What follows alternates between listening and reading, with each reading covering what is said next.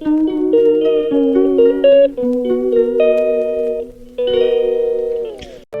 Morning বন্ধুরা, SR ব্লগে সবাইকে স্বাগত জানিয়ে আজকের ব্লগটা শুরু করছি। আর আজকে হচ্ছে সোমবার। দেখো সকাল সকাল বিছানাটা একটু পরিষ্কার করে নিলাম, ঝেড়ে ঝুড়ে আগের দিন পেতেই রেখেছিলাম, রাত্রিতে বেশি নোংরা হয়নি, ঝেড়ে ঝুড়ে একটু পরিষ্কার করে নিলাম। আর এই যে এই ঘরের বিছানাটাও পরিষ্কার করে নিয়েছি। আর এখন হচ্ছে ঘরটার ঝাড়ু দিয়ে নিয়েছি, সব ঘরগুলো ঝাড়ু দিয়ে নিয়েছি।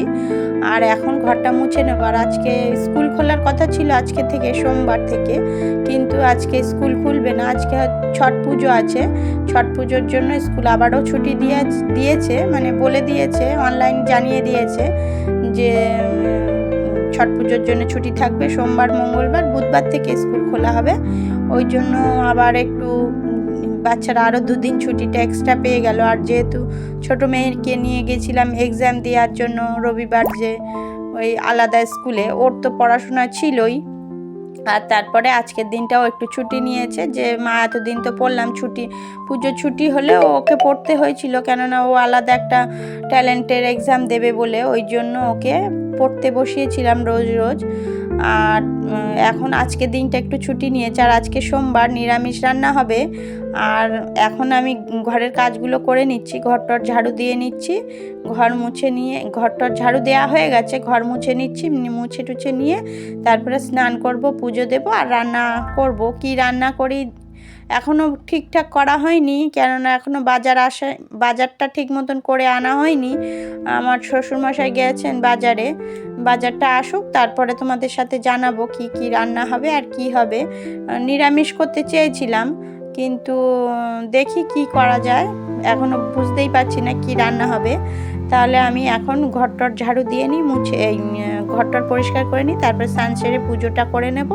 তারপর আর দেখো বন্ধুরা, আজকে পুজো দিয়ে নিয়েছি, সোমবারের পুজোটা দিয়ে নিয়েছি, নেওয়ার পরে এখন যাব রান্নাঘরে। তাহলে কি রান্না হবে দেখাচ্ছি তোমাদেরকে। এই যে দেখো, একটু সয়াবিন ভিজিয়ে রেখেছিলাম, বাজারটা দেখেই সয়াবিনটা ভিজিয়েছিলাম, যেহেতু সোমবার, আজকে নিরামিষ খাবার। মাছ নিয়ে এসেছেন, অল্প একটু মাছ নিয়ে এসেছেন, তা বললো বেগুন দিয়ে আলু দিয়ে মাছটা ঝোল করো। আর আমি যেহেতু নিরামিষ খাবার, বাচ্চারা তো মাছ খেতেই চায় না, আমার ছোটো মেয়ে বড় মেয়ে মোটেই মাছ খেতে চায় না, ওদের জন্য সয়াবিন আলু, আর আমার জন্য করব। ছোট ছোট যে সয়াবিন ছিল ওইটাই ভিজিয়ে রেখেছি। আর এই দেখো বন্ধুরা, মাছ ভাজা হয়ে গেছে। আর এই যে আমার ইয়েটা কমপ্লিট হয়ে গেছে, আর একটু বাকি আছে, ফুটলেই নামিয়ে দেবো। মাছ টাছ দিয়ে দিয়েছি, খুব অল্পই মাছ আনা হয়েছে আজকে। আর মাছ দিয়ে বেগুন দিয়ে করেছি।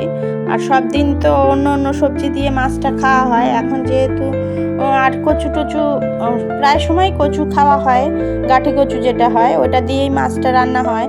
বাড়িতে ওরা আলু খেতে চায় না, মাছ দিয়ে আলু দিয়ে রান্না করলে কেউই সেরমভাবে খেতে চায় না, ওই জন্য একটু পাল্টে আজকে একটু বেগুন দিয়ে রান্না হচ্ছে। আর দেখো মোটামুটি রান্নাটা কমপ্লিট হয়ে গেছে, আর সেরকম কিছু রান্নাও হবে না। আর সকালে একটু ডাল ভাত করেছিলাম, সকালে যেহেতু সবাই খেয়েছে, ডালটা রয়ে গেছে, ওই ডালটা দিয়ে বাচ্চারা খেয়ে নেবে, ডাল আছে। আর সয়াবিন আলুর তরকারি হচ্ছে, আর হচ্ছে বেগুন দিয়ে মাছের ঝোল, আর সেরকম রান্না কিছুই নেই। তাহলে রান্না টান্না করে নিয়ে আমার ওদিকে মোটামুটি সমস্ত কাজ কমপ্লিট হয়ে গেছে। এখন শুধু রান্না বান্না করে নেওয়ার পরে সবাইকে খেতে দেব।